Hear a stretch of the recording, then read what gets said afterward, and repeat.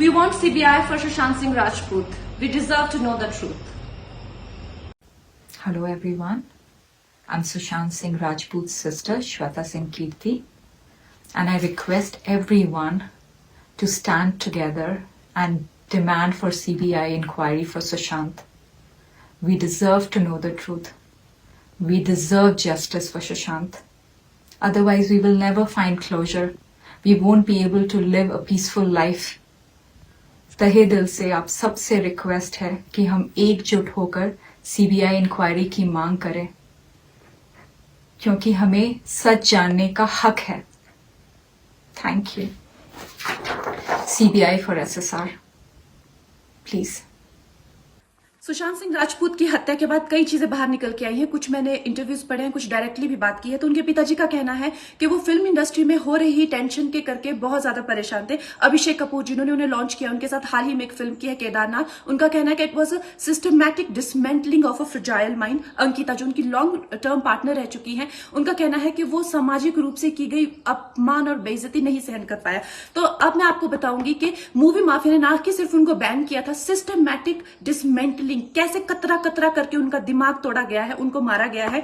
तो blind item आप इसलिए लिखते हैं क्योंकि आप जब झूठ लिखना होता है, आपको के अगेंस्ट कोई लीगल एक्शन नहीं लिया सकता, क्योंकि आपका तो नाम ही नहीं लिखा, मगर उसकी जो डिस्क्रिप्शन होती है, जैसे मेरे बारे में लिखा जाएगा कि जिस लड़की के घुंघराले बाल हैं, जिसको नेशनल अवार्ड मिला हुआ है, साइकोटिक है, इस तरह से जो कि मनाली से डिस्क्रिप्शन पूरी दी जाएगी, मगर नाम नहीं लिखा जाएगा.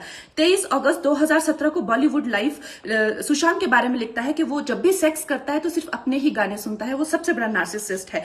16 दिसंबर 2016 में मुंबई मिरर लिखता है कि सुशांत एक ट्रक ड्राइवर की तरह लगता है. 22 फरवरी 2019 को मुंबई मिरर लिखता है कि पार्टी में तमाशा करने के बाद सुशांत ने कांच की बोतल एक डायरेक्टर के सर पे दे मारी. 18 अक्टूबर 2018 को डीएनए लिखता है कि सुशांत ने अपने को एक्टर का रेप किया और वो मीटू के चलते अब जेल जा सकता है. और ऐसी न जाने कितने अनगिनत झूठ. और ये जो बुद्धिजीवी जर्नलिस्ट हैं, ये जो चील कौए गिद्ध हैं जो मूवी माफिया के पाले हुए हैं, ये इसको मेंटल, इमोशनल, साइकोलॉजिकल लिंचिंग को जर्नलिज्म कहते हैं. मेरे बारे में आज तक जो भी कहा गया मैंने कुछ नहीं कहा, लेकिन जब एक स्वतंत्रता सेनानी के खिलाफ गंदगी लिखी गई, मैंने उस जर्नलिस्ट को कॉन्फ्रंट किया. आपको पता है उसी रात 4 सीनियर जर्नलिस्ट ने मेरे खिलाफ एक गिल्ड बनाई. ऐलान किया गया कि इसकी फिल्म को बैन किया जाए, फ्लॉप किया जाए. आपको पता है 3000 जर्नलिस्ट गैंग अप होते हैं एक अकेली लड़की पर, उसकी इमोशनल लिंचिंग करते हैं सरेआम, और ये समाज कुछ नहीं कहता, कानून कुछ नहीं कहता है.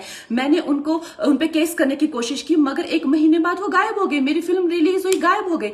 तो मेरा कहने का मतलब ये है कि अगर ये समाज जिस अन्याय की बुनियाद पर खड़ा है और कभी आवाज नहीं, आप ये पढ़ते हैं, चटकारे लेते हैं, कभी आपने सोचा है कि कभी नेपो किड्स के बारे में ये क्यों नहीं लिखा जाता है? तो ये अन्याय का फंदा किसी दिन आपके बच्चों के गले में लटका मिलेगा, आपके गले में लटका मिलेगा. इसलिए जब तालियां बजेगी और सीटियां बजेगी, तब आपको पता चलेगा कि क्या गुजरती होगी.